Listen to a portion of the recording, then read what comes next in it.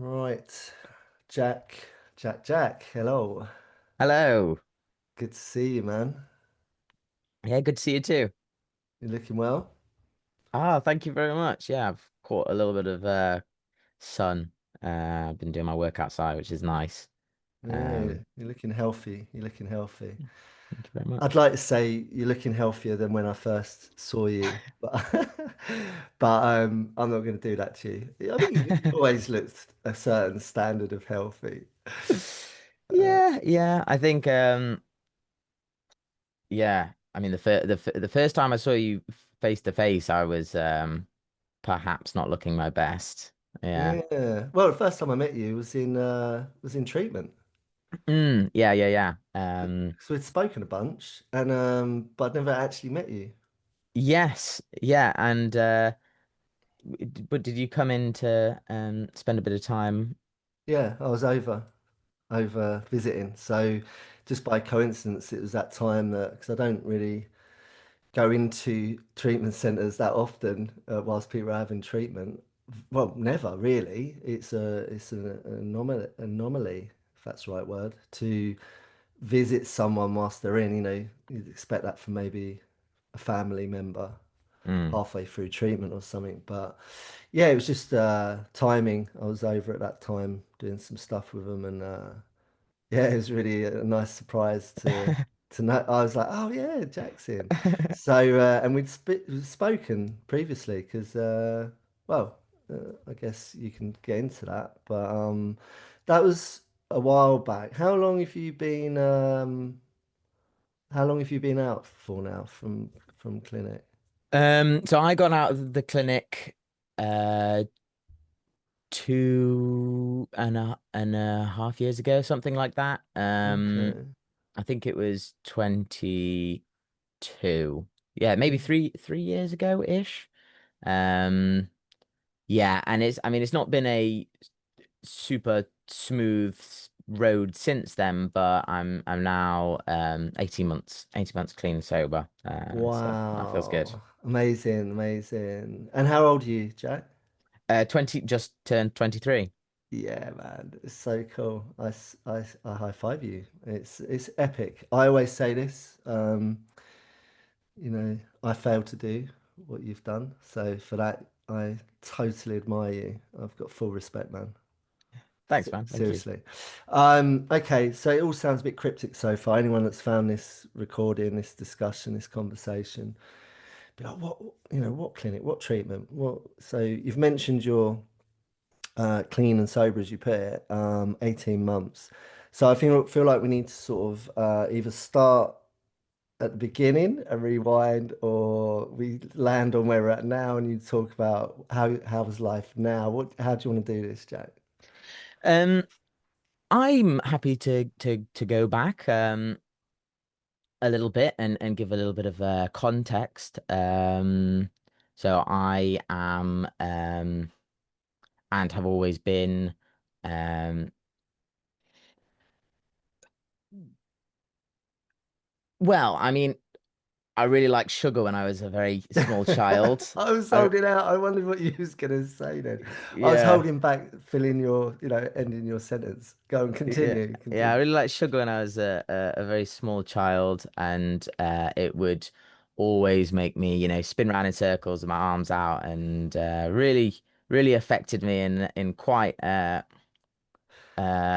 potent way. And as I got older, and you know, different substances were made available to me, Mhm. I similarly took those and found that they had quite a potent effect on me as well. Can I just interject, right? So you mentioned the kid, because I've got an image in my head. You're the kid, correct me if I'm wrong, that's in the supermarket, and he's wandered off from his mum, and he's just he's like going nuts because he's had too much sugar, kind of vibes, right? So how old was you when you sort of recall that roughly? Well, I've as before my memory starts, I've been told that sh sugar is, really. made me go a bit crazy. To put it mildly. Yeah, yeah, exactly. Really affected by any sort of um, yeah. I mean, my mind. I mean, I don't know if you'd class sugar as a mind-altering substance, but it kind of is. But it made me really hyper. I mean, yeah, again just want to chip in. I really relate. My mum, she won't mind me saying this, when I was in her womb, when she was carrying me, her thing, her craving, whatever you want to call it, was sugar. She had a lot Mm, of sweet stuff. So in my head, I've always validated my sweet tooth and my sugar addiction, if you want to call it that, which mm, it's a lifelong thing that I've struggled with, is not having a sweet tooth. I've naturally got a sweet tooth, and I always mm. put it down to the fact that it's because, I was, before I was even born, I had it in my blood, in my veins. Yeah, yeah, yeah, yeah. Go on, continue.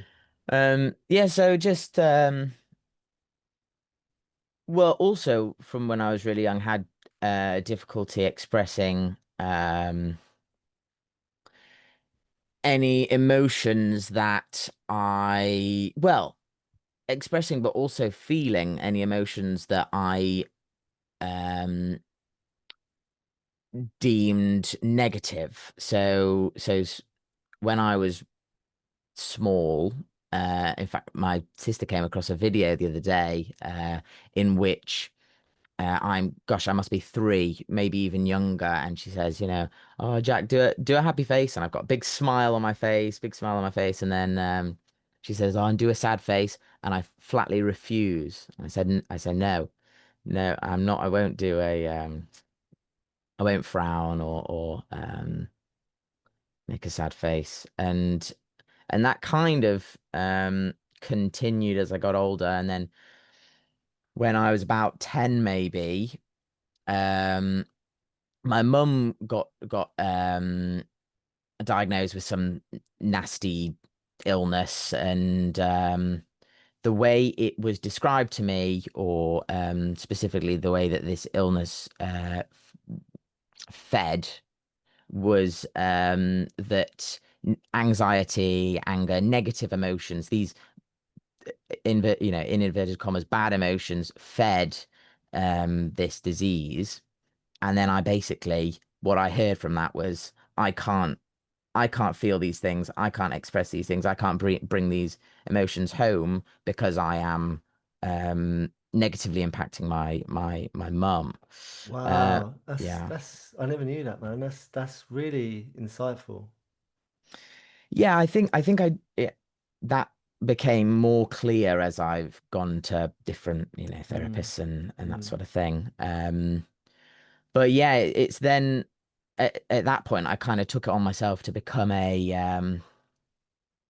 like an emotional caregiver, and I was never asked to, but I just internalized it and took that on, and therefore didn't express or even really allow myself to feel anything other than jolliness. Be jolly, Jolliness. be the smiley face. Yeah. Yeah. How old roughly? This is like, Well, that was about when I was 10. okay. Um, yeah. So from 10, um, always jolly. I mean, from before as well, but yeah, from then definitely always jolly. Even when I wasn't. Yeah, always jolly. Because first time we spoke, I just remember you fit. I remember, the nature of my work and how, collaboration of knowing each other is usually the same thing. It's like, someone's struggling, maybe they're in a crisis, whatever they're struggling. And I start to engage and work with that to get them to a point where they're not. And with the help of great people. And I remember thinking, I wouldn't use the word jolly, but now you've used that word, I thought, yeah, Jack's pretty jolly, man, considering he's meant to be suffering. You know what I mean? So, am I right in saying that's what you're describing? It's a mask, right? Yeah. Yeah, yeah, yeah, definitely. Yeah, just permanently masked. Mm. Uh, so much so that I wouldn't even necessarily know myself that I was not feeling as jolly as I was presenting. Yeah. Yeah. Right, go on, keep going, man. Well, yeah, just found substances when I was well, really started experimenting with different substances when I was maybe 14, 15, and liked changing the way I felt, like feeling a bit unusual, different.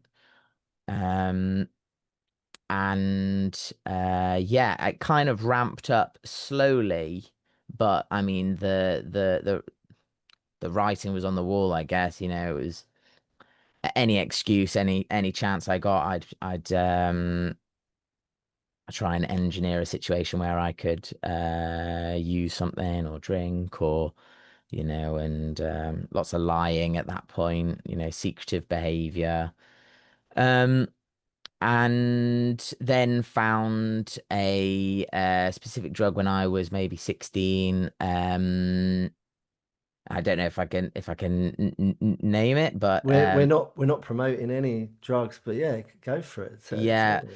well, specifically ketamine, which Big was one. yeah, b- f- especially for nowadays for children or Yeah. kids nowadays. And it just complete dissociation, just off my head really, and Mm. that's kind of what I aimed for every time, and Can I just jump in right just quickly, Jack? So back in my day, we knew about ketamine, yeah, mm, and when we're talking the 90s, like early 90s, mid 90s, right? We knew about ketamine, but it was normally something that was mixed with things like ecstasy and stuff like that, right? And normally it came in, you could get powder, but you get it in little pills, whatever. And it was something where you wouldn't intentionally do it, maybe, although I guess some people would. It'd be just more of an inadvertent thing where it's like, oh, I've done something else and it's got ketamine in it, and yeah, the effect of that was, just you've done ketamine, you know what the effect is. Now, of course, we're not promoting taking drugs and exploring this stuff. Don't find out for yourselves, or maybe you already are or have. But I'm just saying how it is, man. But back in my day, it was a lot different because you wouldn't do ket like you lot do now, like yeah, like you used to, like everyone's doing now. I'm working with so many different people who are totally lost. They've lost themselves in ket addiction, and I'm trying yeah. to pull them out of it. And it's a nasty drug. We used to do it just inadvertently in small doses, like microdosing it. You lot are smashing the shit out of it. Yeah, definitely. Yeah. Um, yeah, I mean I tried to be as efficient as possible. I tried to get as um messed up as possible for the cheapest and in the shortest amount of time. Which that yeah, it's no good for your health, really. Kettle do it. Yeah, yeah, Really dirty. yeah, It's dirty drug, man. yeah, Sorry, Jack. absolutely. You're right. Anyway, keep going. Um, yeah, and kind of coasted for a while. Things weren't crazy yet, I was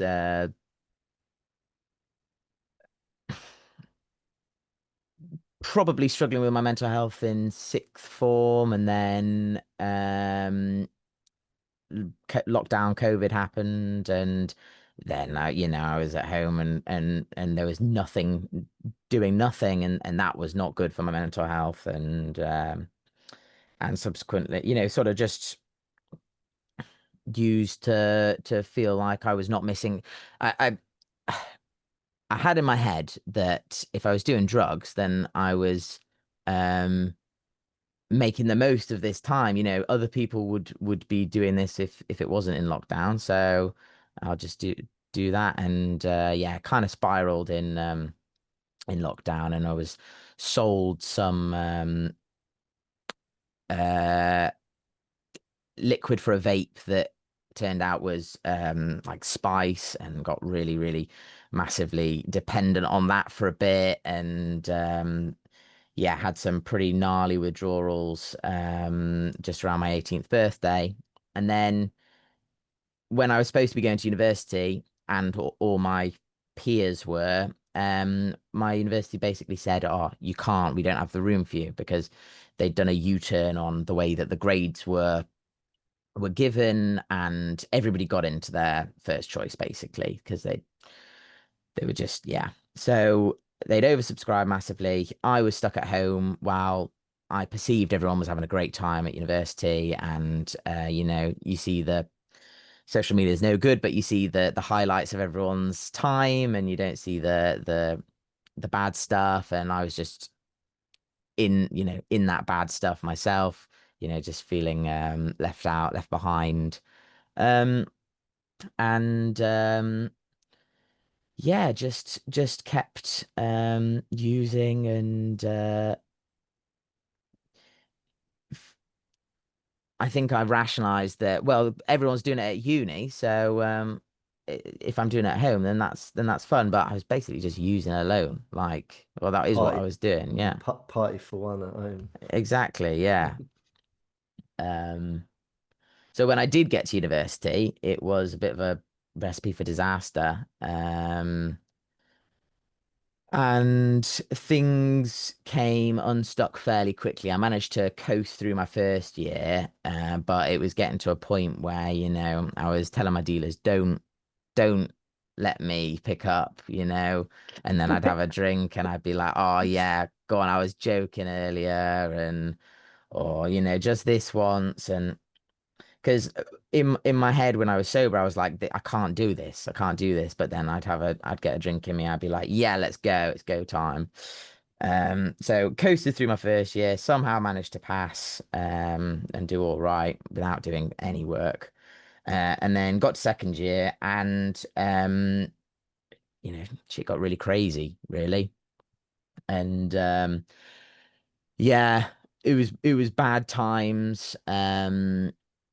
Ended up like going to a different city to pick up because I'd already told my plugs in the city I was, don't let me pick up. So I went to this other city, got in a taxi, did a lot of drugs and blacked out. And next thing I know, I wake up in a hospital, and I was told that I'd grabbed the wheel of the taxi while we were on the motorway. And like, yeah, basically, I don't know. I wasn't there. I mean, I was there, but I wasn't there.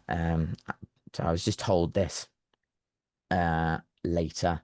And after that incident, I decided I should probably go home and get to some support groups and Have a think about my life. exactly, yeah. And so I was at home going to, working on myself, therapy, but not really convinced that I needed to stop. Going through the motions of stopping, paying lip service. So just quickly interrupt. The you made a decision all by yourself to just. I feel like I need to sort my shit out a bit here. I need to. Yeah, I need to do something. No one had a chat with you and said, Jack, I think you might need to sort your shit out. You kind of made that conclusion. You got to that yeah. point. That's really amazing that you did that. Oh, well, I mean, the morning after the hospital thing, I was like, oh, something's not going right, And if I stay on this path, this is not good. It's not going to end well. It's not going to end well. Yeah. Okay. It's So not. you've made a concerted effort. This is your attempt of sorting your shit out. So you go to support groups. You start to do some therapy. Yeah. But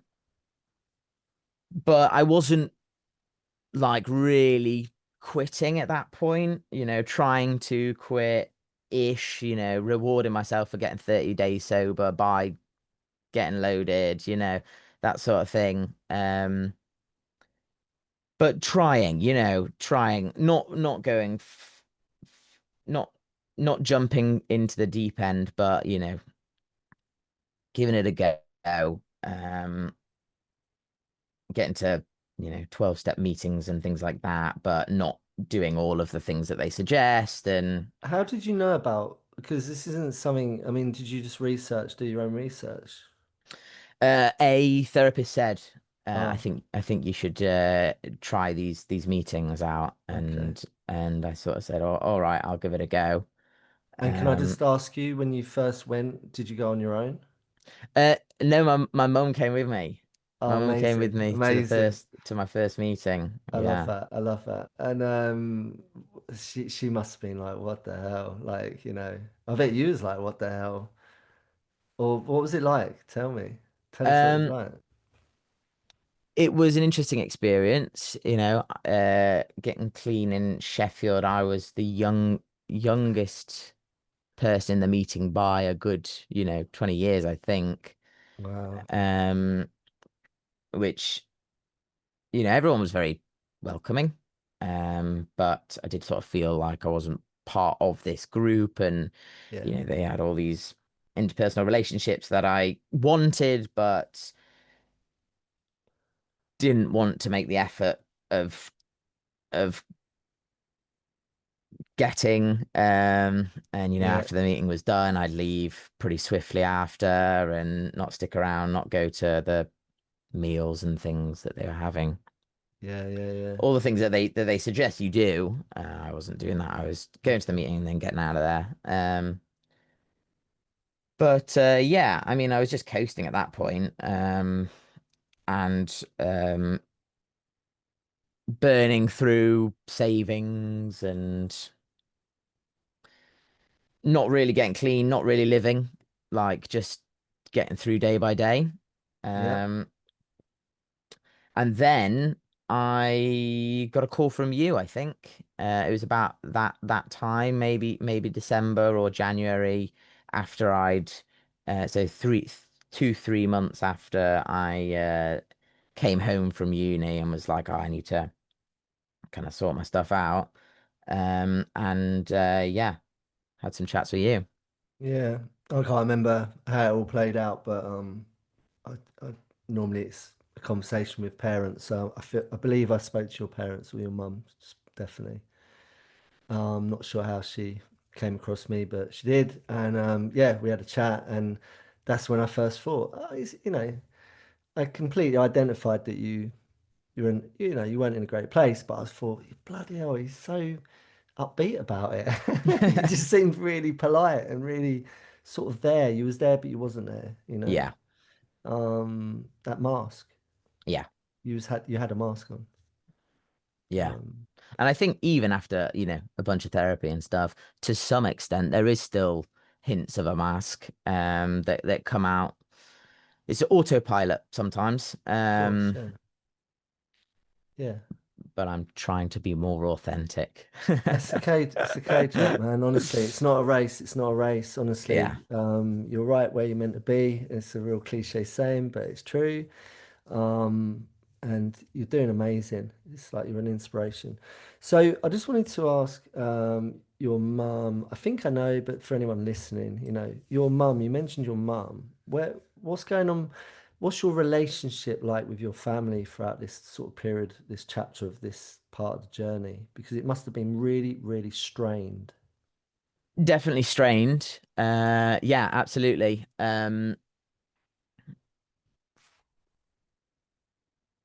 My parents, my mum, my dad, especially, I mean, my whole family. I've got quite a big family, and they were all just absolutely terrified that they'd, come in and I'd be dead in the morning, or, compromise my health in a way that I couldn't be uncompromised. Um, and but we didn't really talk about it. Like we didn't really talk about it. It was just this undercurrent, and The yeah. elephant in the room. Yeah, And exactly. it's common, man. It's common. It's like I think parents they're not stupid, especially mums. They're dialed in. Sorry, dads, but the mums, your mums are really dialed in. They're just they carry us in their bodies for a proportion of our early lives before we're born, and for that reason they're dialed in. They're really connected to what's going on for us. Yeah. And they're not stupid. They always know. They always know. And sometimes they just don't want to believe it or accept it, and there's a little bit of denial around it because their little boy is is doing what they're doing, and Mm. that's quite a commonplace, I feel. Anyway, I'm not saying that was what was going on for your mum, but um, you've got a very supportive, you're blessed, you've got a very supportive family, they care about Yeah. you, and you're struggling.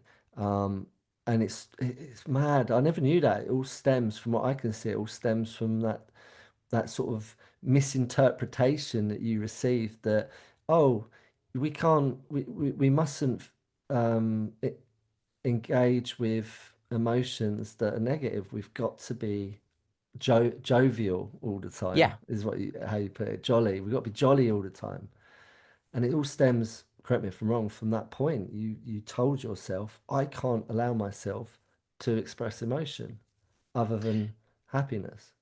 Yeah, and I don't think it was even a conscious decision. It was just like it just became what I did. Yeah. I It's mean, mad, isn't it? yeah. It's Uh mad. it wasn't like I thought about it for very long. Hmm. It just became my way of living. Yeah. And that's actually, unfortunately, it's not a good way to live your life, you know? And even calling sadness, anger, anxiety, negative emotions, I've had to do some real work on, because they're not, they're just emotions, all emotions are emotions, and there's no hierarchy of positive and negative, and there's no there's no good emotions and bad Hmm. emotions. And I've just had a thought. You know the saying, and you get it from therapy, treatment, whatever. It's a common saying. You know, they say feelings won't kill you. Mm, And in what I've just realised is that in a way, um, what you believed was the opposite. They will. yeah. Yeah. That I was shortening my mum's life. Yeah. Yeah.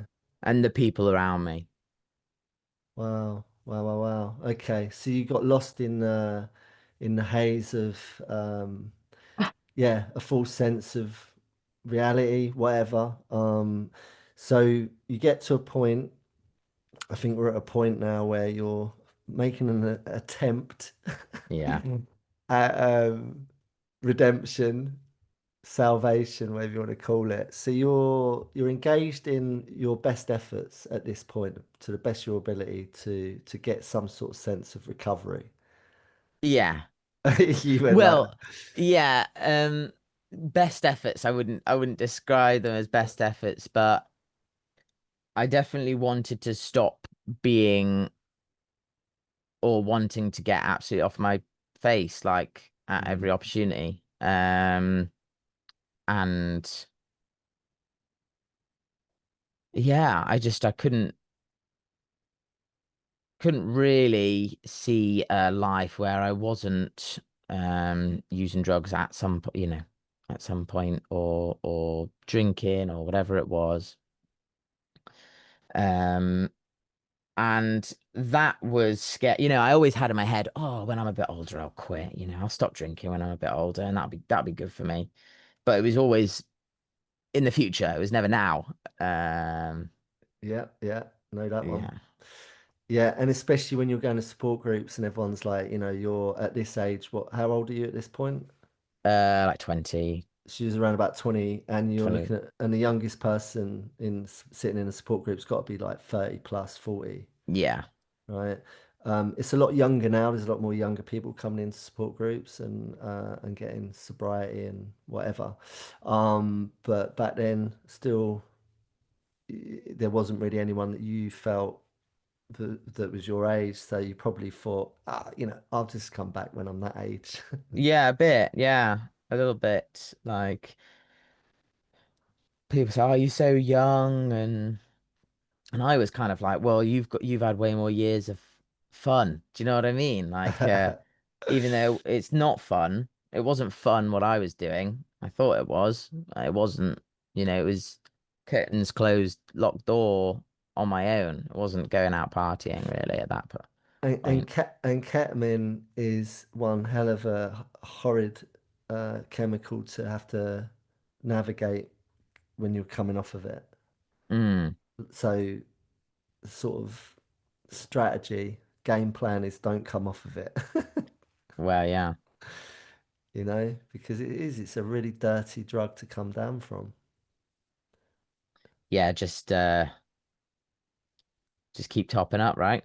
Yeah. Okay. Well, so what happened, Jack? What happened to your attempt of doing it, for getting clean, getting sober? You're Well, 20 years old and you're trying. yeah. So at that point, for the sort of for 6 months, things weren't getting better. Um, I wouldn't say that they were necessarily getting worse. There weren't any big events like the taxi drive, grabbing the wheel incident and things like that. But it was just like I was slowly losing um hope and sort of sanity, I think, over 6 months. And someone presented the idea of going to a clinic overseas, or the way it was described to me was like a mental health clinic. And I looked into it and I thought, well, why not? Like, I'm not going to be able to go back to uni as it is right now. I'm not able to stay clean at home. There's no chance I'll go back to uni, and I wanted to go back to uni. And finish off what I started. So I thought, why not? Just like, F it. Like, let's do it. And I just remembered I had a little secret, because my involvement was to. I don't know if you. I can't remember. You got to enlighten me here, Jack. I can't remember if you was resistant to the idea of, uh, engaging in extracting yourself out of life and putting yourself into a bubble of treatment, to isolate yourself away from drugs and concentrate on your recovery and your wellness. But that's what was proposed. I'm pretty sure I might have had a little bit of influence in that. I can't remember. I'm sure I must have done. But do you remember, was there any initial sort of reservations from that idea? Um, I think originally when it was suggested, I thought, no, like I'm not gonna do that. But I'll play along. And then I came to the conclusion that I'm not gonna get better just like this. Mm, And unfortunately, things were bad, but they weren't like, holy shit, I need to get help right now, bad, you know? And so I was hoping that maybe I could bring that rock bottom a bit higher up by doing something like um like a clinic or treatment or mm. something.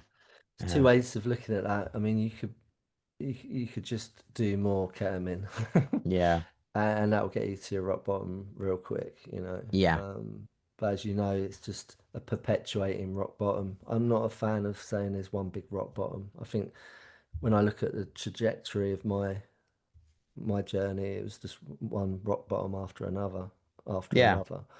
Um, and I also just recall, I remember George. We could say George because George is a huge advocate for what we're talking about. He himself has had his own journey, and he's smashing it, and he helps people. And I believe he came, gave you a little visit, didn't he? Come up and saw you. Yeah, well, I was down in London and we went for some I happened to be down in London for some back related manipulation basically. I've had a bad coccyx when I was a kid. Oh, mate. And I was down in London at that point and he was around and he'd been to the clinic that I was thinking of going to, and yeah, we met up Yeah. and spoke genuinely and authentically on it, and I thought, yeah, let's do it. and yeah, ended up going. Pushed it over the line. Mm. Right, okay. So this all played out. Was we still in the midst of a global pandemic at this time? I can't remember. We'd kind of come out of it at that point. There was still like rules in place, but all the lockdowns were gone at that point. Yeah.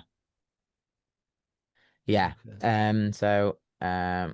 Went to treatment and then came out and spent a little bit of time in like a secondary treatment place. Again, continuing to work on myself, therapy and groups and things like that. Can I just land on before you, because you've got gone into treatment and you've come out of treatment. So just for anyone listening, from your perspective, going into treatment, you'd never been. You said like from a young age, you're engaging in support groups, you're doing therapy, which I guess is not too uncommon these days. I mean, Mm. but you know, you're now going into treatment like a clinic now overseas, not in England. Why was this decision made to do it overseas? Was it just because it was just the place that you thought was the right place to go to? That's a really good question. I think that the ones in England that were suggested had a stigma in my head. And the one that I ended up going to, I didn't realize was a like specifically an addiction treatment center. Okay. The way it was sort of presented was that it was for mental health. So you thought And it was, you could get away with it. You thought you could get away. You thought it was summer camp, basically. well, a little bit, yeah. Yeah, yeah. A little bit. I did and I Ah. didn't. I did and I didn't. It wasn't until I got there that I realized, oh, like, Oh fuck! What they're have I done? they're searching my socks and shit. So Okay. And standing. what was the intake? I've been privy to intake there, and not just there, but all over the world. I've been to different places, and I'm very aware of what it's like to turn up at one of these places. It's terrifying. I've not done it Mm. for myself, but when I've accompanied people to go, they're it's scary. So what was going on in your head when you got there? Um. Well, I basically had a smile plastered on my face because I didn't really know how else to deal with it. So you're just being Jolly Jack. Exactly. And continued to be for a few weeks really, and they were like, you've got to get angry and you've got to express anything other than jolliness. I got a letter from a really, really damning letter from my girlfriend at the time. That was pretty brutal and Oof. still didn't couldn't process it because I just had this smile plastered on my face and I was yeah, getting to the clinic was an interesting experience because it's a youth clinic, so it was all kids, Adolescent, yeah. yeah, adolescents. And I remember thinking initially like, God, what like it's so loud in here, and like a bit overwhelmed and but I met some really good people that I'm still in touch with. Lived with one of them for a while. That was Yeah. like really good. And they've got the Um, piano there. They've got a piano. They've got a guitar. And you're a fellow. We'll get into this a little bit in a bit. You're a fellow creative. You're an artist. You're a singer, songwriter, all of that. We'll get into that. But you're very talented from what I can see. Um, so I remember, we met when you was in there. I was mm, there for a couple of days, and I was like, Jack, and we hung yes. we hung out for a bit. And I remember one of the sessions with me and Joanne were in, who I was there with, and you was given because this is why I love the way they work. Because it is where they are in overseas. It's not the British way. We're a little bit more. We do things differently. Over there, it's a bit different. And Yes. and they'd deployed an exercise for you to do. I remember this where you was allocated. You had to go around and tell people little things to each person, which wasn't sort of you being like all jolly and people pleasing and Oh all of that. Do you yes, remember? I remember. Yeah. And I thought it was like you were destroying people. And me and Joanne looked at each other and thought, is this cool, man? Like Jack's basically going around destroying everyone. And it's like basically it was a way of trying to get you to be the opposite of what you're doing, putting on that mask, smiling, being all like everyone's friend. They wanted you to become everyone's enemy. Yeah, yeah, that's exactly it. It was stop being so people pleasy and stop trying to get people to like me by being nice to them. And so I had to basically a week I had to write roasts for everyone. And in fact I had to do it for 2 weeks. And the second week that I was doing it in, I was really brutal in some of them as well. I Like know you really. was honestly, me and Joanne flagged it. We flagged it to the team to say, I think you need to pull back on Jack because he's going to town on it. He's taking it too seriously, man. He's reducing people to yeah, seriously. It's part of the process. Yeah, man. That's Don't know. therapy. Questionable in my opinion. You was really destroying people, man. Yeah. You called me you called me out. I think I had a bit of a don't know if my haircut at that time was a bit like rock star-ish. I don't know. But you called me out, said I'm a Liam Gallagher's wannabe sibling, ugly brother or something. I can't remember. Oh, You destroyed me, mate, but I took it. I took it because I knew what you was doing. Anyway. yeah. I mean, you're saying you don't remember it, but you got a lot of the specifics there. Well, yeah, it actually, I had to do some therapy on it because it actually fucked, Jack, you fucked me up actually, mate. I'm gonna be honest. No, I'm joking. It's all cool. So, so you was in treatment. You're in there destroying everyone. Do you feel like that helped? It did a bit, I think. The second week that I had to do the roasting because they brought that back, was I wasn't allowed to speak other than to do my roasts. I think it was I could only speak when I was spoken to. Now that was really tough for me. I hated that. You know, I sort of just fill the silence a bit. I'm happier now Mm, sitting in quiet and okay. For anyone listening, just so we're clear, and this is a disclaimer, right?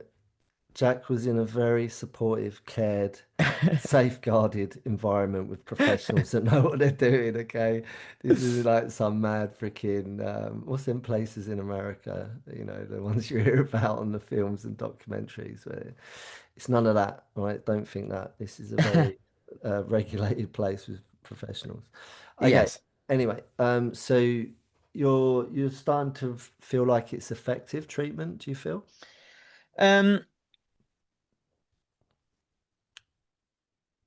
yeah, I think so. I think my therapist was great while I was there. It was a place where you get what you put out, what you put in. And I went in really wanting to like better myself. Hmm. And I think part of me in the back of my mind was like, yeah, but maybe it'll just be like hitting the reset and I'll be normal when I return, that sort of thing. Yeah, yeah, yeah, yeah. Um, but no, it was good. It's not a good place for everyone. It was good for me. It was good for me. And I am glad I went. But had I on when I left, had Hmm. I not had support in, it might have been a different story. But that's really common. I say this to everyone, treatment, whatever shape or form you have, there's an upkeep to it once you have the initial treatment. I mean, Yeah. the aftercare part is vital. If you're under the illusion, like you said yourself, that you're gonna go and sort your shit out in a month or two and come back and I'll just everything be sorted, I'll get back to my normal life. Yeah. You're hugely mistaken, in my Yeah. opinion. In my opinion, it takes a lot of dedication. It's a lifestyle change. There's a lot of things you got to change in your life, and you got to keep a dedicated focus. It's a lot of discipline to look after that recovery process. It's not for everyone. That's why not everyone does it. Yeah. So was that your experience coming out then? Yeah, coming out, I wasn't initially going to go into secondary. Well, it's like it was less structured than the clinic I went to, but it was like still at a curfew, still residential. I didn't need to be, but still residential, groups in the morning, but free reign during the day with some testing and stuff. Um, and I wasn't going to do that initially. But then in the last week or so, my girlfriend broke up with me, and while I Ouch. was abroad, no contact, and that was a bit of a blow, under an understandable blow, um, but it was a blow nonetheless. And I thought, well, if I'm leaving now, it would be good to have some support in place and process this and stuff like that. And I knew one of my friends from the clinic was actually going to this or was already at This place. this place, Hmm. this secondary place, and so I decided to go there and ended up sharing a room with him there as well, which was great and had a really lovely summer, like working on myself, um, re relearning like what it is to have fun without any substances or no pubs and stuff like that. So you made a decision. Was drink a thing for you, or was it just Yeah, it was all a thing. It was all a thing. Whatever I could kind of get my hands on, and easily use. So yeah, drink. so drink had to go as well? So Oh yeah, you everything. Yeah, you made a decision. Did you make that decision before you come out of treatment? yeah. And how did that work in your thought process? How did you come to that conclusion? Well, the only real like barrier, I'd always said, oh, I'll quit drinking at some point. I'll quit drinking. The only real barrier to stopping drinking was this idea that, oh, I'll never be able to have a pint with my mates or, a glass of Prosecco on my wedding day or this, a glass of wine. And then I really thought about that and I was thinking, what, but it was never that. It was never one pint with my mates. It was never a glass of Prosecco. It was like curtains closed, like the most alcohol for the smallest amount of money. It was not a good look. Yeah, yeah. So what I'm hearing is no off button. No off button. Exactly. Yeah. Yeah, Which yeah. is anyone listening, do you relate to what Jack's saying? I mean, this is really common, man. We're living in a social climate where does anyone really have an off button? Well, yeah, of course, some people do have an off button, but how many people can say they go to the wedding or to someone else's wedding and just have one glass of prosecco to celebrate? Cheers. It's not that for the most part Yeah. from where I'm looking, and I certainly wasn't one of them who could just do that. It's not to say you can't, and there's people that do that because they do. But I don't know. It's all about getting honest with yourself and where you sit on that. That's what it is for me, and I know that's what it was for you. Yeah. It's getting honest. Yeah. And is it a Yeah. problem? Is it a problem? Yeah. And for me, it definitely was.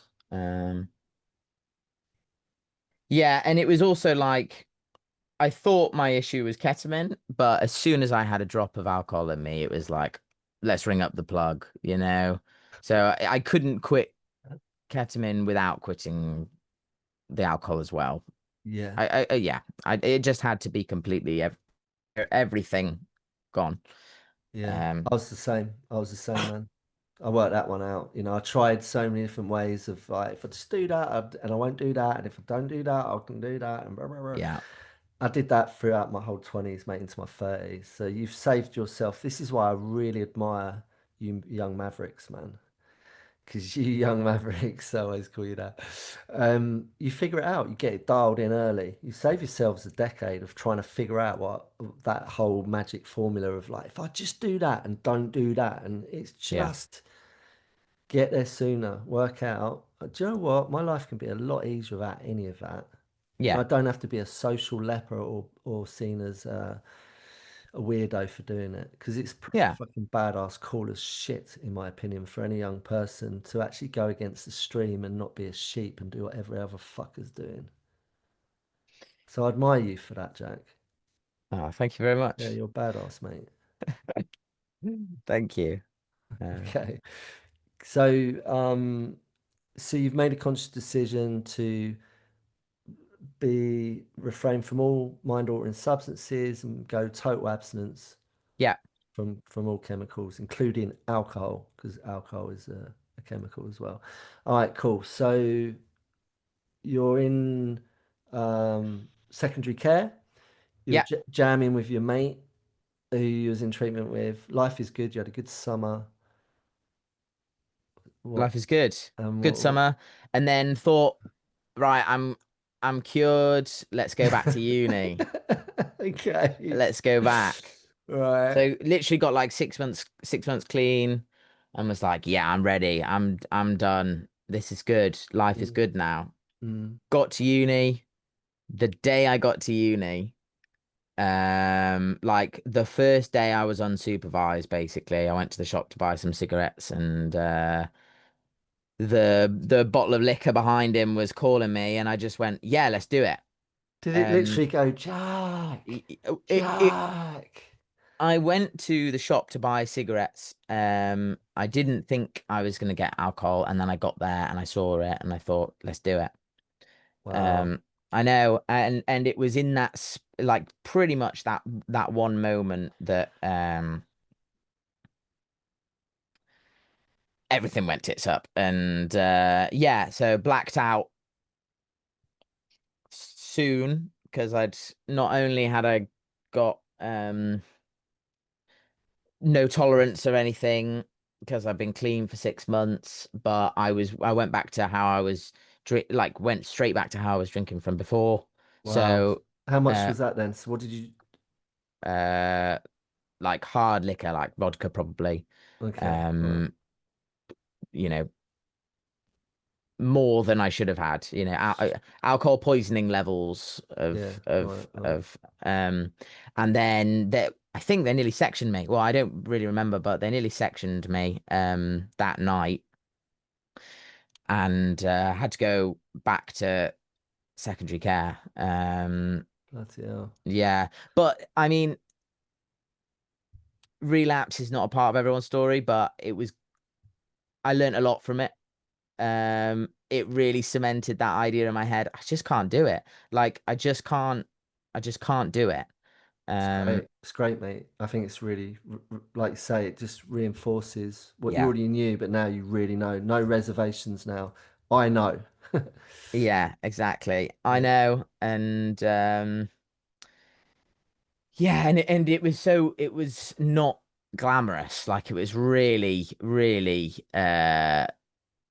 the opposite of glamorous. So yeah, couldn't go to uni that year. I decided uh I needed some more time. Um, so I went back to secondary and just decided to get some more clean time under my belt, clean time, but also like build a bit of a life for myself. So get a job and move out of secondary in with a friend and get to a point where when I wasn't supervised, I wasn't going to the shop to buy alcohol. And that was quite a moment for me the first time where so I moved in with my friend and his mum. And then they went to Borneo, so I had the house to myself, and I needed to go to the shop to buy food, actual food. And and I rang a friend instead. I rang a friend and I said, would you mind just being on the phone with me while I go around the shop just to make sure I'm not buying any booze? And that was a really sort of empowering moment for me when it's like I could I could be doing this right now and I'm not. I'm choosing not to. Yeah. Um, Yeah. yeah. So It's that felt a good.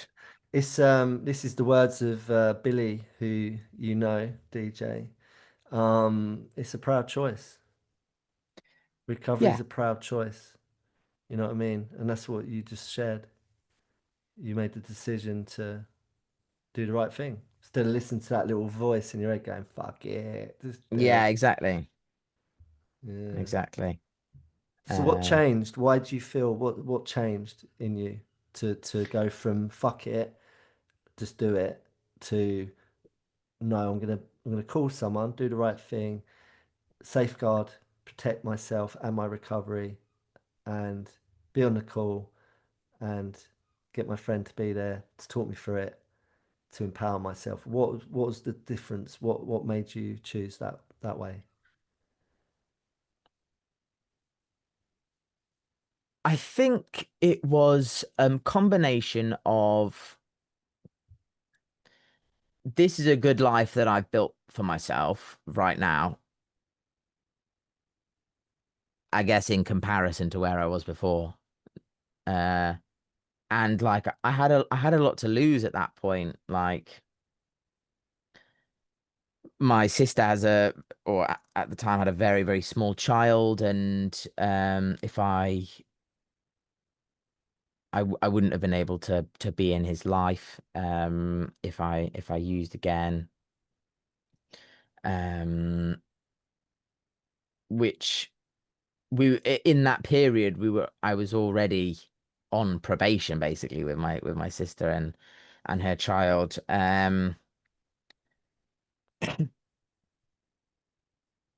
So I'm not really sure what changed. I don't think that there was exactly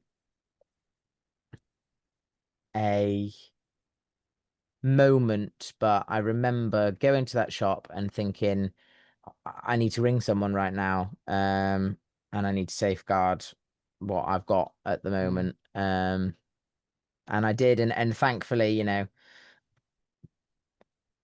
maybe if my friend didn't pick up and there was no one else to call, I would have been fine. But I'm really glad he yeah, did pick up. yeah.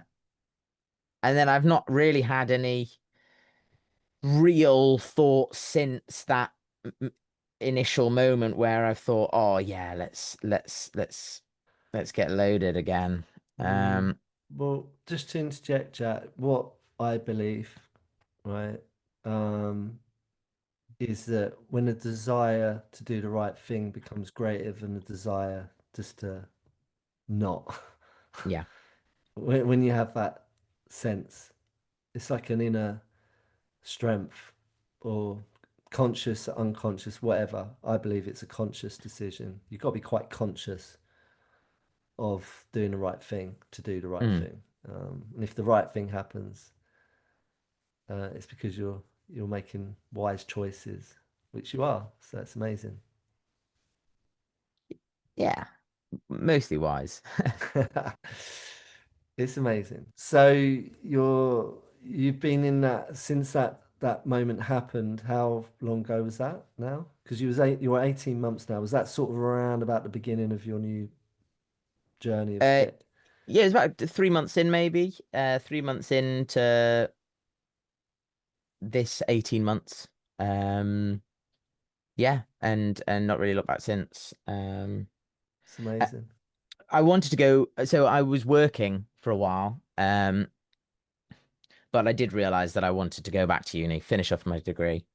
But the place I was at wasn't good for me, as I had discovered when I tried to return. What was it? What What was it job? about it? Yeah. Um, I think it was a combination of a lot of memories and things, of maybe some shame, seeing people that I'd Ah, been with before, and yeah, you know, yeah. people and places and that sort of thing. So again, you're recognizing from what I'm hearing, you're recognizing again, you're starting to empower yourself. This is I really relate because big part of um, the early part of recovery and building those blocks, you know, the foundations to make it a strong one and sustainable one are to just get those tiny little wins, you Yeah, know, that of empowerment, you know, to maybe go, I recognize now that that's not good for me. I'm gonna not do it, and I'm gonna do something else. And it's safeguarding and protecting your um, what you've got, basically. yeah, absolutely. That's what I'm hearing from you. Yeah, and I found that this different university that offered a well, a collegiate recovery program, so peer-led um group of people in recovery, not necessarily 12 step or whatever, but people trying to be in recovery, clean, sober at university. And um the university that offered this very kindly let me join in my second year, so I didn't have to do that first year again. It's amazing. And look, I believe this is important because it's such um, a unique and rare thing. So it's the only one in England, in the United Yeah, Kingdom. it's the only one in England. It's the only one in Europe. Okay. Yeah. And can we name the city where it is, or do you want to not name it? Yeah, it's in Birmingham. Okay, there we go. So anyone listening, if you're any parents or anyone listening that's like, I really need to the to the best it can be, a safe space where I can be to study, then there's the city. And do your own research. I'm sure you'll be able to find where it is in that city. If it's the only one in Europe and in the Great Britain. So it's amazing. I think that's we have to advocate for that, I'm sure, because it's Absolutely. really hard to come by that sort of thing. There's a lot of them there's a lot of these places. I've been to quite a few all over the world where they proclaim to be a sober, safe place to study in, but I'm yet to find one that actually really is. Yeah. If I'm honest, Yeah. It's really special. I think watch this space. Through this program that I'm in, this collegiate recovery program, it's offered me a load of opportunities. I actually think I suspect that I got to a place in my recovery that meant that I probably would have been fine wherever I went, as long as it wasn't back to where I originally, tried to go. the crime scene. Yeah, exactly. The crime scene, yeah. Yeah, But this place was really useful for me, and provided a lot of support that I am glad I got. And through it, I actually was given the opportunity to go to a conference in New Orleans, which I've just got back from, which was a conference for the Associate of Recovery and Higher Education. So amazing. collegiate recovery stuff is much bigger in the States. Yeah, And we are the only one in the UK and in Europe, and hopefully at some point we can change that because it is needed.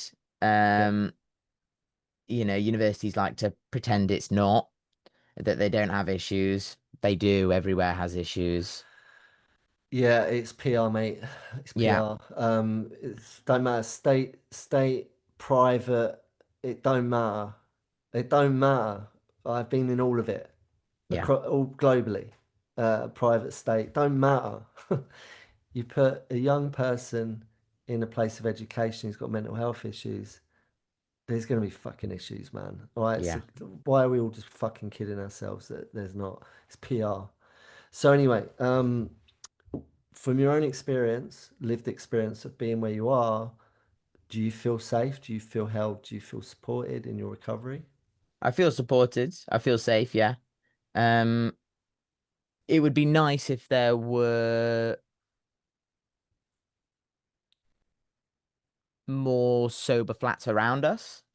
Um, just because, when it's like 11 o'clock, 12 o'clock at night and someone's having a spliff outside the dorms and it comes in through the window, it's not ideal for a sober flat. Bit of a fruity aroma floating down the hallway. It's like, yeah, Exactly. Yeah, yeah, yeah. it's like And it's a bit like someone who's a vegan and they're fucking living next door to a barbecue.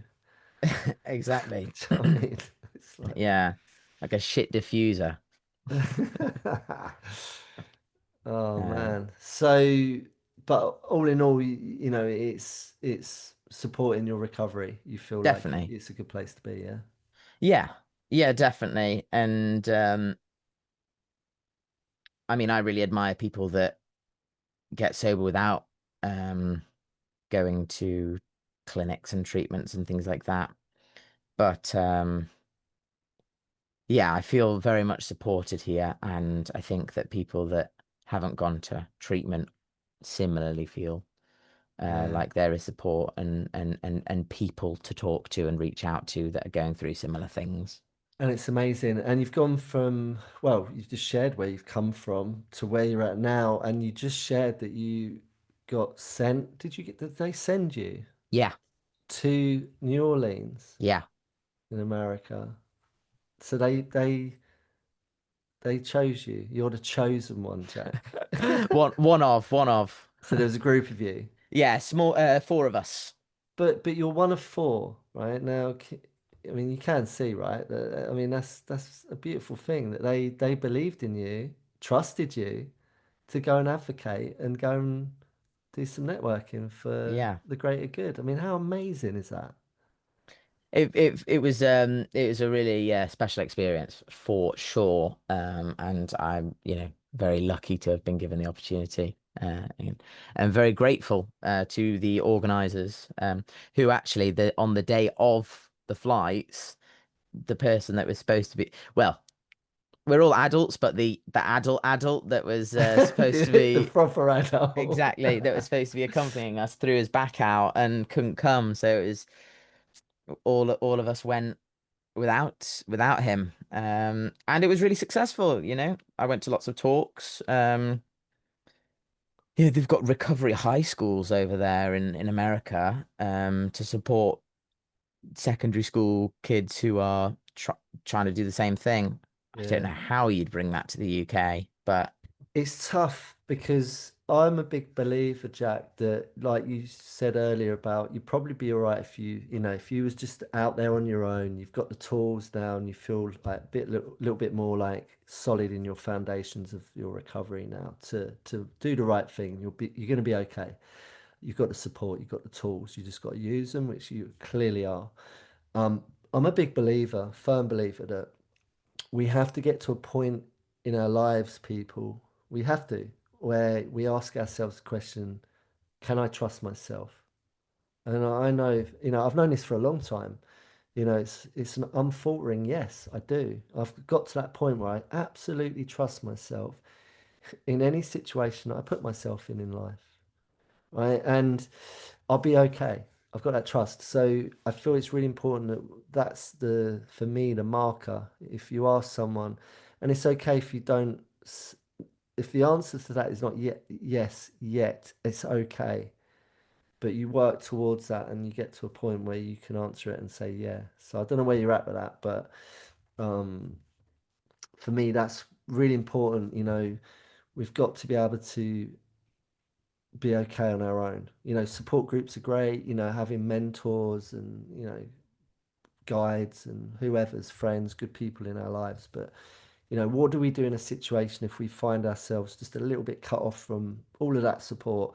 Are we Yeah, going to be okay? And for me, I needed to get to a place in my life where I felt I could absolutely be okay on my own if I had to be. And I do feel like that. I've been like that for a long time. It's a really empowering place to be in your life. definitely. Yeah. That's what we need to all work towards, in my opinion. And that's clearly where you're at and what you're doing. You're on the path, On the path. and it's amazing. It's so inspiring. So, what for you, Jack? Um, how long are you left? How long have you got left at the place you're at? One more year. One more Yeah, year. so just got my ethics review done for my dissertation. So starting research this summer and hopefully we'll be this time next year we'll be all done. And fingers crossed with a degree.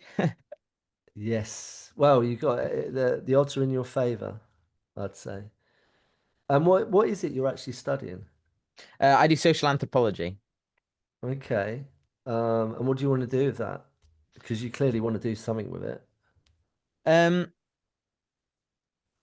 I have no concrete long-term plans at the moment, but I have a few things that I'd like to do in the next few years. One of them being go over to Japan and teach English.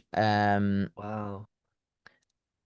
I've been tutoring for many years, and when I was in secondary, got a job as a teacher, and yeah, so love teaching. I've been learning a bit of Japanese and would, have wanted to do this teaching English in Japan for a few years now. So yeah, I'd like to do that. I think at some point I'd like to get a PGC as well and do some time teaching secondary school. Um, I think that that's the type of job that, would keep me on my toes and interacting with people all the time, busy. Holidays are a bonus, and my partner is a primary school teacher as well, so we'd hopefully sync up our holidays a bit there. Ma- Amazing. So you got a new partner. You... Actually, the girl that broke up with me while I was in treatment is my current, Ah, so yeah, it's all so come good because you have found reconnected to the best yeah, version of yourself. And she's like, I knew it was there. You just had to come back to it. exactly, yeah, and Amazing. yeah, um, Amazing. Really happy for you, Jack. thank you. Okay. And in I want to touch on your side hustle, which is music, right? Yeah, I do lots of music and have for a long time, but growing up in a very musical house, Yeah, there were just instruments everywhere and everyone had a different um main instrument. We've got two violins, a viola, a cello, and I play double bass, so I had to play double bass to complete the quintet. amazing. But yeah, so that's been part of my life since I was, four, younger than four. And yeah, my parents, I'm very grateful to them. I'm grateful for them, for have made, encouraging music to be a part of my life. I wasn't always grateful for it. We had to practice every day. We had practice every day. Not a lot, but every day, apart from Christmas and my birthday. And growing up, that was a little bit of a bind. I had to get up before school to do it because if I didn't do it before school, I had to do it after school, and that was no fun. Um, but I'm so glad. I'm so glad now that I put in the work then, even though I was encouraged by my parents very strongly. Because it means that I've had so many opportunities playing on stages with amazing musicians and traveling the world, Europe and stuff, playing in concerts and stuff. But It's y- amazing. yeah, more recently, I've been writing my own music and recording and producing, trying to get good at production. Yeah, wicked, man. Well, look, we'll get you back on if I'm still doing these these episodes a bit down the line. We'll get you back on and see where you're at in life, a bit further down the path. That Um, sounds good. Yeah, absolutely. yeah, but honestly, Jack, you're an inspiration. You really are. You've got a really strong message. I mean, you really have. You've shared, you know, the peaks and troughs of your journey thus far. But it's quite clear that it's. I think what you just said about the double bass, about the dedication and discipline. If you put that sort of work in, it yields, rewards long term. And I Yeah, feel like you just got to apply. I believe this with all of us. We've got skills that are transferable, and I feel like you've probably, correct me if I'm wrong, applied some of that discipline now that you've connected properly to your path of recovery. You've got a really good basis, discipline, and focus for it now. yeah, absolutely. Yeah. So long may that continue. Exactly. Yeah. All right, man. Well, it's great having you on, Jack. Um, Thank you for what, having me. and I wanted to ask you one last question, and then we'll end it. Your takeaway for anyone listening who might be struggling or might have a loved one that's struggling. They've listened to your journey. What's your takeaway? What's one thing that you could maybe put out there for anyone listening that could help?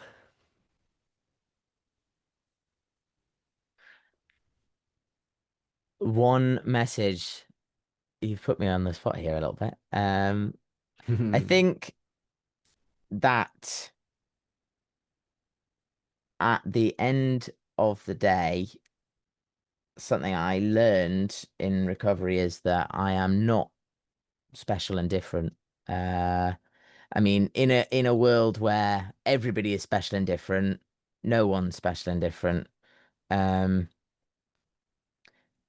and there are people going through the same struggles, and crowdsourcing is a great way to get yourself out of of an issue and find solutions. You're not alone, I think. Yeah, there you go. I agree. It's really easy to feel like you are when you're in it. Yeah. So if you're in it, join the gang. There's a lot of people out there who are struggling. So it's joining the dots. And I think what I heard in your story, I know it true to be in mine, and I see it in other people, is you can't do it alone. You know. Definitely not. No, and and it's not just one or two people, it's you know a huge number of people along a path that that help. Um, Mm. Definitely. A small village, maybe. It's Exactly. all we need in our lives. Exactly. So connect to one if you haven't got one. Right on. All right, Jack. I'm gonna bid you farewell, sending love, and I'm sure we'll speak at some point in the not too distant future. Yes, that sounds good. Until next time. See you later, man. Bye bye.